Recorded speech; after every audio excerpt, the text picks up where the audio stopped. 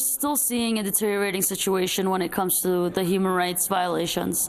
The Bahraini government so far has no incentive to stop the human rights violations, and that's mainly because they feel that they have international immunity when it comes to being held accountable for all of the violations that they've been committing over the past 3 years. And so even though there is talk right now about a dialogue, it doesn't seem that the dialogue has any effect on the ongoing violations, whether we're talking about house raids or arrests, beatings, or systematic torture. And talk about your own family in prison. So my father, of course, went through all of the legal action that there possibly could be. But of course, we all know that the judiciary system in Bahrain is not a judiciary system that works. And so it's all about a political decision. If we can get enough international pressure for his release, then that's probably the only way we can get him out. As for Zainab, she has a court date coming up in the next 2 weeks. She still has about 6 pending cases in court. And she's supposed to be released in February after serving 1 year. But I'm guessing without the right amount of international pressure and international attention to her case, that they're probably going to sentence her to further prison time. Explain what she did. Well, Zainab has been very influential in the protest movement because at a time when everyone was used to running away when being tear gassed, Zainab decided to stand against the riot police peacefully. But not run away. And so she became instrumental in that kind of building that kind of civil disobedience where instead of running away when you're getting shot at, you defy the fear, you defy the way that they think you're supposed to react by reacting in a completely different way. And then also, of course, continuously speaking out about what's going on, documenting the situation on the ground, sitting with families of victims of extrajudicial killings or torture and documenting their stories and then making sure the world knows about it. Maryam Alkhawaja, what about the multinational corporation role in Bahrain and in supporting the monarchy, and also specifically the United States? Well, we always talk about 2 types of human rights violators. So there's the people who actually commit the crimes, which would be the Bahraini regime in this instance. And then we talk about the human rights enablers, or the violations enablers. And those are people who do business as usual with these regimes while they're committing the crimes that they're committing. And because of that business as usual, because they continue to do business the way they do, this enables the government to continue the crackdown that they're doing. And so whether we're talking about the air show or we're talking about the Formula One coming up in April. That's the car race. Yes, the car race. Or if we're talking about the visit from Prince Andrew from the United Kingdom just a few days ago to celebrate 200 years of cooperation with the Bahraini government by the United Kingdom. All of these things enable the Bahraini government to continue doing what they're doing. And like I said earlier, it puts them in a situation where they have absolutely no incentive to stop the human rights violations. What about the U.S. Navy's Fifth Fleet? Clearly, the U.S. and Bahrain have a great deal of cooperation going on. Oh, definitely. I mean, I've personally met with people from the Department of Defense. I've met with people from State Department, from Congress, and so on. And I've been told over and over again that moving the Fifth Fleet is just not on the table.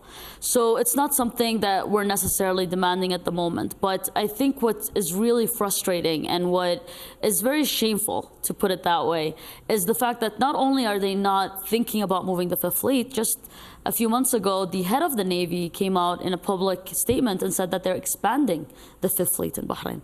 And everyone saw this as being an appeasement to Saudi after the Iran deal. But why is it that the Bahraini population is being thrown under the bus? Because they wanted to appease to the Saudis.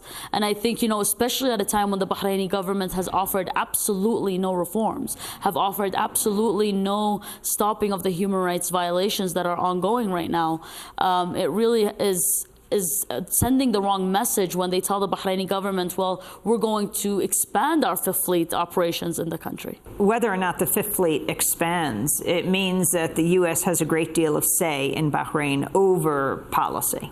Oh, definitely. I mean, the United States, if they wanted, have huge leverage when it comes to Bahrain, the United States and the United Kingdom.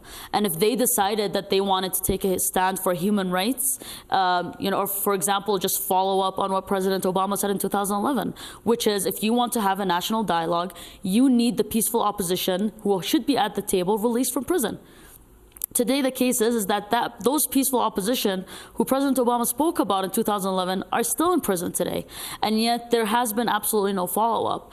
And so we're looking at a situation where the United States and the United Kingdom and these countries who say that human rights and democracy are the cornerstone of their foreign policy are actually turning a blind eye and a deaf ear to the human rights situation. Your father is in prison, Mariam. Your sister's in prison. Rajiv Najab, the human rights activist, close family friend, is in prison, among many other people. Have you been imprisoned?